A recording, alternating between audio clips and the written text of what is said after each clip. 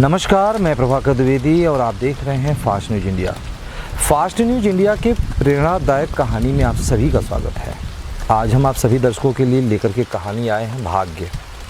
जैसा कि आप सभी जानते हैं कि भाग्य में यदि व्यक्ति के है तो वो भाग करके भी वापस आ जाता है, और यदि भाग्य में नहीं है तो आके भी चला जाता है। तो उसी पे एक हम कहानियाँ सुनाएंगे, लेकिन उससे पहले हम आप सभी लोगों को रामायण की एक छोटी सी कहानी बताएंगे। आप सब लोगों को ज़्यादातर पता होगा कि एक समय जब विभीषण लंकापति रावण को कुछ जानकारियाँ दे रहा था, यानी उसको समझा रहा था, तो उसने पर क्रोधित होकर के रावण ने विभीषण को लात मार करके कहता है कि तुम देशद्रोही हो, निकल जाओ मेरे राज्य से। इसके बाद विभीषण जब जाने लगता है तो वहाँ पे चौपाई आती है, और उस चौपाई में कहा जाता है कि पूरी लंका जो सुरक्षित थी वो विभीषण के भाग्य से थी। यानी विभीषण इतना प्रतापी था, इतना पुण्यवान था कि उसके ही भाग्य से विभीषण लंका बची हुई थी। लेकिन अब विभीषण जा रहा है तो अब लंका का सर्वनाश हो जाएगा। तो इसी आधार पे एक कहानी है, भाग्य पे ही आधारित कहानी है कि एक फौजी रहता है, उस फौजी की बेटी की शादी थी। छुट्टी लेता है फौजी, और बेटी के लिए जो भी होता है दान दहेज रुपया पैसा जो भी सामान होता है वो सबको लेता है वहाँ से, क्योंकि जानते हैं कि कोई भी व्यक्ति कहीं भी रहे, यदि शादी विवाह होता है तो वहीं से तैयारियाँ शुरू कर देता है। और वो फौजी बेटी की पूरी सर्व सामान तैयार किया, गहना वगैरह तैयार किया, कुछ पैसे वगैरह लिया, और लेकर के जब चलता है तो जब वहाँ से चलता है तो बस में बैठ जाता है। अब बस में बैठता है, लगभग शाम के लगभग 4 से 5 बज रहे थे, और अचानक मौसम जो है बिगड़ने लगता है, बादल छाने लगता है, मौसम बिगड़ने लगता है, थोड़ा बूंदाबांदी शुरू हो जाती है और चमक होने लगती है। जैसे बारिश आप लोग देखे होंगे, बारिश होता है तो इस तरह के मौसम बन जाते हैं। और आते आते इतना ज़्यादा बारिश शुरू हो गई, इतनी ज़्यादा बारिश शुरू हो गई कि ड्राइवर जो है वाइपर चला देता है। ड्राइवर वाइपर चला रहा है, लेकिन इसके बाद भी बारिश इतनी घनघोर हो रही है, इतनी कड़क के हो रही, कड़कड़ाहट हो रही है, बारिश इतनी तेज़ हो रही है कि ड्राइवर कहता है कि अब हम आगे नहीं बढ़ पा रहे हैं। ध्यान दीजिएगा, ड्राइवर क्या कर रहा है, खलासी से कह रहा है और लोगों से भी कह रहा है जो यात्री उसमें बैठे हुए हैं, कि अब हम आगे नहीं बढ़ पा रहे हैं, क्योंकि बारिश इतनी तेज़ हो रही है कि हमें कुछ दिखाई नहीं दे रहा है, दुर्घटना हो जाएगी। इसलिए हम जो है गाड़ी यहीं बगल में लगा देते हैं। ड्राइवर गाड़ी बगल में लगा देता है, कड़कड़ कड़कड़ की आवाज़ आ रही है, बिजली आ रही है, लग रहा है कि वो पूरे बस को ख़त्म कर देगी। मतलब इतनी तेज़ आसपास आके बिजली गिर रही है।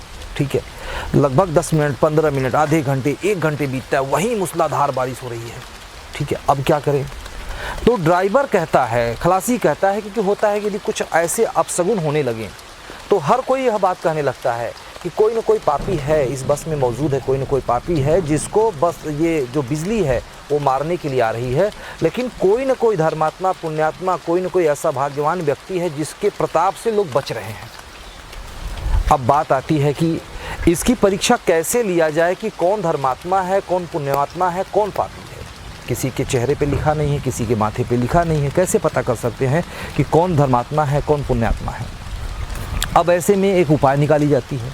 लोग मिल करके एक उपाय निकालते हैं कि जहाँ पे बस रुकी थी उस बस से थोड़ी सी दूरी पे एक पेड़ था, आम का पेड़ था। तो कुछ लोगों ने ये उपाय निकाला कि भाई देखिए, अब हम कैसे पता करें कि इसमें पापी कौन है, पुण्यात्मा कौन है। इसलिए इस बस में से एक एक यात्री निकलेंगे और जा कर के उस बस को जो आम का पेड़ है उसको छू करके आएंगे, और यदि जो पापी होगा उसको बिजली वही मार देगी, वो मर जाएगा, और इसके बाद हम लोग बस आके लेके चलेंगे। अब सब लोग डरने लगे। जैसे एक कहावत है कि शेर के गले में घंटी कौन बांधेगा, यानी जो भी घंटी बांधने जाएगा शेर खा जाएगा उसको। अब ये फैसला तो हो गई, लोग हामी भर भी दिए कि हाँ ठीक है, लेकिन जाएगा कौन पेड़ पे? ये हुआ कि तुम जाओ, तो कहता नहीं भैया तुम जाओ। कड़क खूब कड़कड़ाहट, कड़कड़ कड़कड़ की आवाज़ आ रही है, खूब मूसलाधार बारिश हो रही है। अब जाए तो जाए कौन? तो ये हुआ, उसमें एक बुजुर्ग व्यक्ति था। सब लोग, कोई कर रहा था तुम जाओ, कोई कर रहा था तुम जाओ, कोई कर रहा था तुम जाओ। कुछ लोग पीछे जा रहे थे, कुछ लोग ऐसे सिर नीचे कर लेते थे कि हमको कोई ना देखे। ये बारी बारी तो सबका नंबर आना है, सबको जाना है, क्योंकि आधे घंटे से ऊपर हो चुकी है, खूब बारिश हो रही है, बारिश कम होने का नाम नहीं ले रही है, कड़कड़ाहट की बिजली हो रही है। तो एक बुजुर्ग व्यक्ति था, वो कहता है कि जाने दो भैया, हम ही पहले जाते हैं, क्योंकि अब तो हमारी एज भी हो चुकी है। रो करके कह रहा है, पता नहीं जब भी कैसी सी मुसीबत आ जाए तो आदमी रोने लगता है, पता है कि अब तो मेरी उम्र हो गई है, चलो तुम ही लोग रहो, मैं ही जाके देखता हूँ, पहले शुरुआत नहीं करता हूँ। वो बुजुर्ग व्यक्ति लाठी लेता है और इस तरह से खट खट खट खट करके वो बस से धीरे उतरता है और रोते हुए, सोचिए कि वो बुजुर्ग है, उसको भी पता है कि अब वो धरती छोड़ के जाने वाला है, कुछ सालों में चला जाएगा, लेकिन उसको भी अपने प्राण का प्यार है। वो भी रोते हुए कह रहा है कि अब तो आज हम मारे जाएंगे। और वो निकल के जाता है। जब तक वो पेड़ के पास नहीं पहुंच जाता, सोचिए कि सब लोग मिल करके यह योजना बनाए, लेकिन उसको लगता है कि यदि पेड़ के पास पहुंच गए और वापस आ गए तो हम जी जाएंगे। सोचिए, एक होता है ना कि एक ऐसी योजना जो मन में एक उमंग आ जाती है, तकलीफ भी होती है कि यार मैं जाते समय हो सकता है मैं मर जाऊं, लेकिन आते समय जी बच जाऊंगा। तो वो बुजुर्ग लाठी लेकर के भीगता हुआ बारिश में जा रहा है। तो हालांकि रोड से थोड़ी सी दूरी पे थी, बहुत दूर नहीं था, थोड़ा दूरी था, लेकिन 2-3 मिनट लगते हैं। अब वो बुजुर्ग लाठी लेके जा रहा है, रो रहा है कि अब तो हम मर जाएंगे, अब तो हम मर जाएंगे। लेकिन वो पेड़ के पास पहुंच जाता है और पेड़ के पास पहुंचने के बाद ऐसे पेड़ को छूता है और छूने के बाद उसके चेहरे पे एक अजीब खुशी मिलती है कि अरे मैं तो बच गया। और वो मुस्कुराता हुआ, हंसता हुआ लाठी लेके जितनी धीरे धीरे जा रहा था, अब उतने ही तेज़ी से आ रहा है, अब तो मैं तो बच गया। और आकर के कह रहा है अरे मैं बच गया, मैं बच गया, मैं बच गया, मैं पापी नहीं हूँ, मैं पापी नहीं हूँ। लेकिन पापी है कौन? कौन पुण्यात्मा है, कौन पापी है, कैसे पता चलेगा? तो अब वो आके बस पे बैठ जाता है, चेहरे पे उसकी अजीब मुस्कुराहट हो जाती है, सोचता है कि मैं तो बच गया। इसी तरह से धीरे धीरे धीरे धीरे, क्योंकि अब एक गया पेड़ छू करके आया तो वो सोचा कि अब तो मैं बच गया। और इसी तरह से 1 2 3 4 करके लगभग 40 से 50 लोग धीरे धीरे धीरे धीरे करके जाते हैं, पेड़ छू करके आते हैं। जब पेड़ छू करके आते हैं तो उनके चेहरे पे चमक हो जाती है कि अब तो मैं बच गया। और बता दूं आप सभी लोगों को कि अंतिम में वहीं फौजी बचता है, जो बस से निकल कर जाएगा, पेड़ छू करके आएगा। अब फौजी इतना फूट फूट के रोना शुरू किया, लगता है कि कोई घर में मृत हो गया है। इतना बिलाप कर करके, इतना बिलाप करके रो रहा है कि मैं अपनी बेटी की शादी के लिए ये कुछ पैसे लेके जा रहा था, ये कुछ गहने लेके जा रहा था, अब तो मैं नहीं बचूंगा, क्योंकि सभी लोग पेड़ छू करके आ चुके हैं और अब एक लास्ट मैं ही ऐसा पापी हूँ जो मैं पेड़ तक नहीं पहुँच पाया।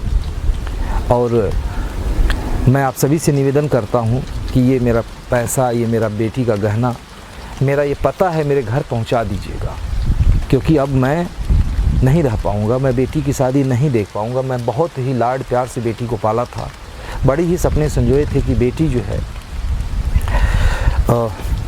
की शादी में जाऊँगा, लेकिन ईश्वर को नहीं मंजूर है। लिख करके देता है तो सब जितने भी आते थे, हाँ हाँ ठीक है, हम आपके सामान को पहुँचा देंगे। सब जो है उसको सांत्वना देते हैं कि मत चिंता करिए, क्या करेंगे, अब आपकी किस्मत में यही लिखा था, क्योंकि अब हम लोग तो पेड़ छू के आ चुके हैं, अब आपकी किस्मत में लिखा था तो क्या करेंगे, आप जाइए, चिंता मत कीजिए, हम लोग हैं ना, हम लोग आपकी बेटी की शादी में जाएंगे, आपका पैसा ईमानदारी से पहुंचा देंगे। बड़ी सांत्वना दिलाते हैं। वो फौजी इतना रोता है कि मतलब उस समय की सीन देख करके जिसका भी कलेजा न फटने वाला था उसका भी कलेजा फट जाता, मतलब बहुत ही द्रवित होकर के वो रो रहा था। समझ लीजिए जितनी तेज बारिश हो रही है उससे ज़्यादा उसकी आंखों से आंसू गिर रहे हैं। और वो उतरता है बस से धीरे धीरे रोते हुए और पीछे मुड़ मुड़ के, क्योंकि जो जिस यात्रियों को दिया था, भैया हाथ जोड़ के कह रहा था, भैया हमारी बच्ची के पास पहुंचा देना, हमारे परिवार में पहुंचा देना, मैं नहीं रहूँगा धरती पे, मैं जा रहा हूँ। एक के रोते हुए पेड़ की तरफ जा रहा है। खूब कड़कड़ बिजली कड़क रही है, खूब बारिश हो रही है, मतलब लग रहा है कि वो पूरा का पूरा उसको खा जाएगा, इस तरह से बिजली कड़ाक करके बिजली आ रही है। और वो ज्यों पेड़ के पास पहुंचता है तो जानते क्या होता है, इतनी तेज कड़क करके बिजली कड़का के आती है, वो बस पे मारती है, ताक से पूरी बस की चिथड़े हो जाती है। जरा सोचिए, पूरी बस की चिथड़े हो जाती है। यानी कि जिसको लोग पापी समझ रहे थे, वो फौजी ही वह पुण्यात्मा था जिसको बचाने के लिए बिजली बार बार आ रही थी, लेकिन बस पर नहीं मार पा रही थी। यानी इसीलिए अपने इतिहास में भी कहा गया है, अपने देश के संविधान में कहा गया है कि 100 दोषी बच जाएं, ध्यान दीजिएगा, 100 दोषी बच जाएं, लेकिन एक निर्दोष को सजा नहीं होनी चाहिए। ठीक उसी तरह से ईश्वर जो है एक पुण्यात्मा को बचाने के लिए 100 पापियों को माफ़ कर सकता है। तो बस में जो 100 पापी सवार थे उसमें से एक पुण्यात्मा वो फौजी था। बार बार बिजली आ रही थी, कड़क रही थी, क्योंकि उस टाइम हो चुका था वो 100 लोगों को ले जाने की, लेकिन उसमें एक फौजी पुण्यात्मा बैठा हुआ था जिसके कारण बिजली नहीं मार पा रही थी। लेकिन लोगों ने ऐसी योजना बनाया और जिसके तहत लास्ट में फौजी रोते बिलखते गया और पेड़ के पास पहुंचते ही कड़क करके बिजली आती है, बस पे मारती है और बस पूरी तरह धराशायी हो जाता है। तो उम्मीद करता हूं आप सभी से कि इस कहानी से आपको कुछ सीखने को मिला होगा कि किसी के भी माथे पे नहीं लिखा है कि कौन पुण्यात्मा है, कौन पाप आत्मा है, कौन क्या है, लेकिन जहाँ तक हो सके हम सभी लोगों को जो भी हमारे धर्मशास्त्रों में लिखा है उस तरह से पुण्य काम करना चाहिए, पाप कर्म नहीं करना चाहिए, जिससे कि हम लोग पापी न कहलाएं और हम अपने साथ साथ किसी का भी भला करें, जिस तरह से वो फौजी के कारण तमाम लोगों की भला हो रही थी। ये कहानी आपको कैसा लगा हमें ज़रूर कमेंट करके बताइएगा, ताकि हम आपके लिए कुछ और कहानी इस तरह की लेकर के आ सकें। नमस्कार।